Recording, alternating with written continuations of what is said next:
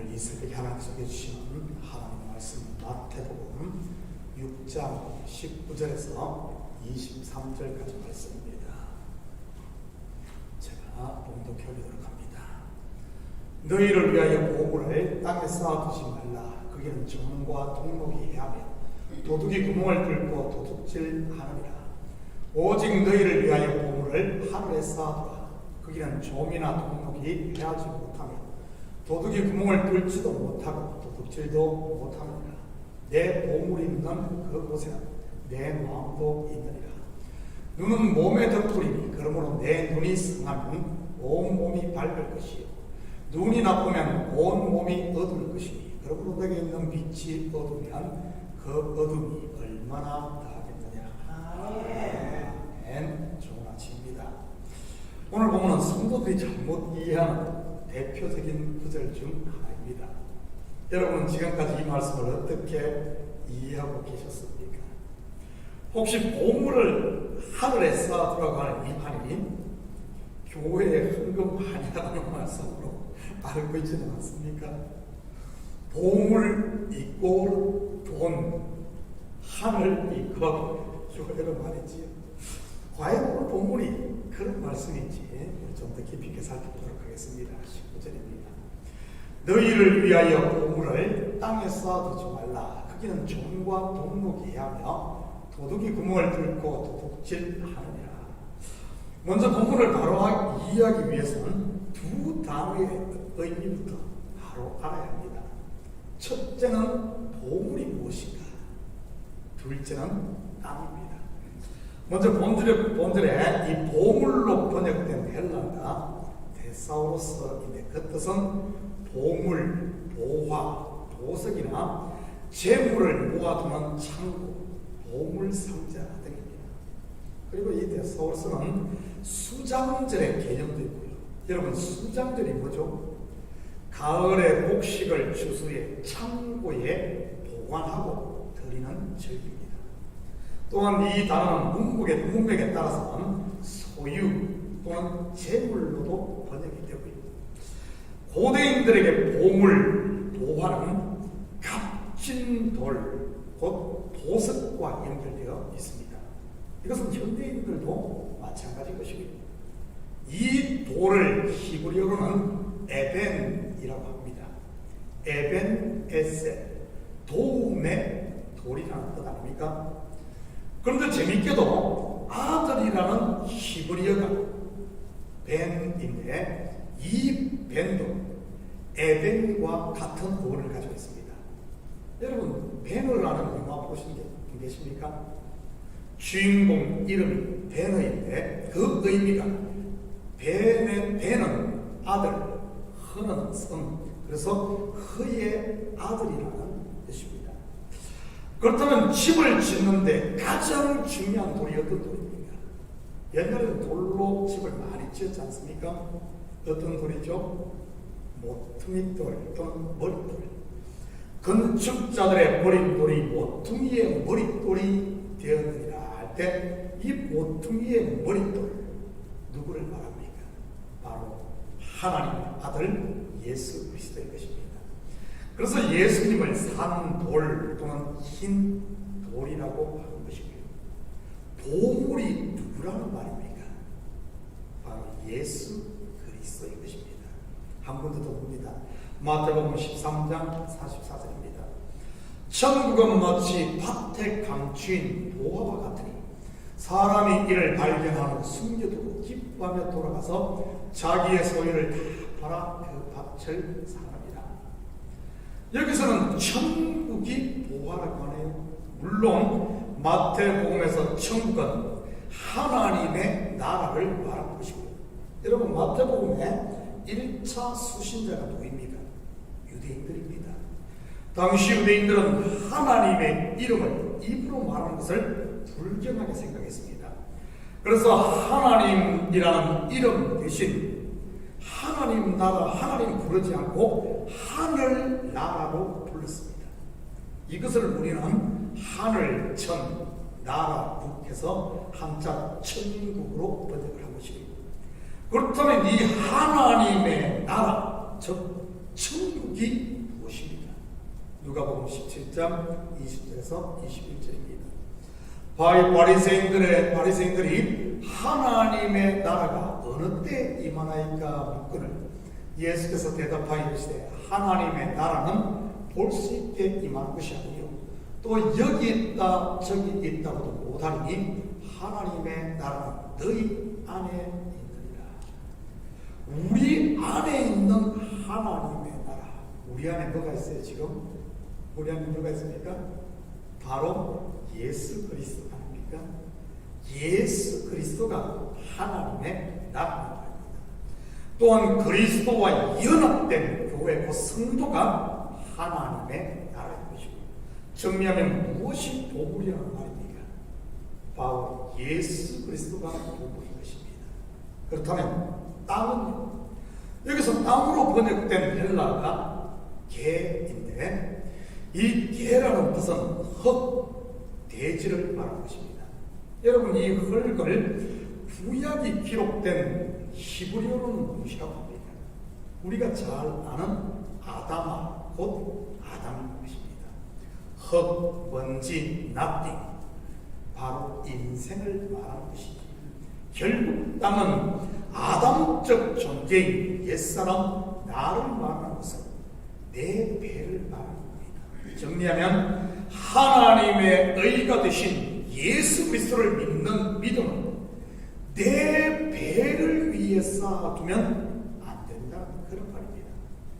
그런데 안타까운 사실은 얼마나 많은 성도들이 자기를 위해 신앙생활을 합니까? 마치 예수님을 알라딘의 램프에 들어있는 거인 진압처럼 이용하는 말입니다. 요한계시록에 언어로 하면 예수님을 문 밖에 두는 것 말이지. 자기를 위해 예배하고 내 배를 위해 봉사하고 나를 위해 헌금하는 것들 말입니다. 신앙이 일종의 장신구라고 할까요? 자기를 더 돋보이게 하기 위한 하나의 액세서리 말이지. 나는 교회를 다니니까 경건한 사람이야. 나는 장로니까 존경받는 사람이야. 나는 권사니까 어른이야. 나는 목사니까 영적인 지도자야. 하는 이런 하나님의 믿음 신앙을 나를 돋보이게 하는 액세서리. 그러니 직분이 무슨 계급이라 되는 것처럼 행동들을 하는 것 아니겠어요? 그러면 어떻게 된다고 했습니까? 종과 동록이 해야 한다고 했습니다. 여러분, 종과 동록의 공통점이 무엇입니까? 참고로 종은 옷을 상하게 하는 일종의 곰팡이요, 동록은 철을 녹슬게 하는 녹인 것입니다. 이 두 가지의 공통점이 뭐예요? 바로 시간이 지나면 지날수록 옷을 못 쓰게 만들고 철을 부식시켜버립니다. 결국 자기 배를 위한 신앙, 시간이 지나면 지날수록 그것이 올무가 되고 결국은 바벨탑처럼 무너지게 된다는 거예요. 벌거벗은 자로 드러나게 된다는 이런 말이지. 도둑이 구멍을 뚫고 도둑질하느니라. 마귀만 좋은 일을 시킨다는 그런 말입니다. 자기를 위한 신앙, 예수를 얻으며 자기를 위해서 이용하는 이런 쪽으로 하게 되는 말이지. 마귀의 종이 되는 것이지. 20절, 21절입니다. 오직 너희를 위하여 보물을 하늘에 쌓았다. 거기는 좀이나 동록이 해하지 못하며 도둑이 구멍을 뚫지도 못하고 도둑질도 못하느니라. 내 보물 있는 그곳에는 내 마음도 있느니라. 여기서 하늘에 쌓아두라 할 때 전치사가 헬라, N인데 영어로는 in, 곧 안에라는 뜻입니다. 보물 곧 예수 그리스도를 하늘 아래 모시라는 의미인 것이죠. 그렇다면 여기서 하늘은 무엇을 말하는 것이겠습니까? 고린도전서 3장 16절입니다. 너희는 너희가 하나님의 성전인 것과 하나님의 성령이 너희 안에 계시는 것을 알지 못하느냐. 여러분, 유대인들의 사고에서 하나님의 성전은 하늘입니다. 그래서 셋째 하늘이라는 뜻은 뭐 하늘이 옛 1층 그런 의미가 아니에요. 성전이 3층으로 되어 있죠. 성전, 뜰, 성소, 지성소. 그래서 노아의 홍수에 노아가 만든 배도 3층으로 돼요. 그 노아의 방주가 바로 성전이라는 그런 의미입니다. 그래서 셋째 안에 들어갔다는 말은 지성소에 들어갔다는. 지성소에는 어떤 일이 있습니까?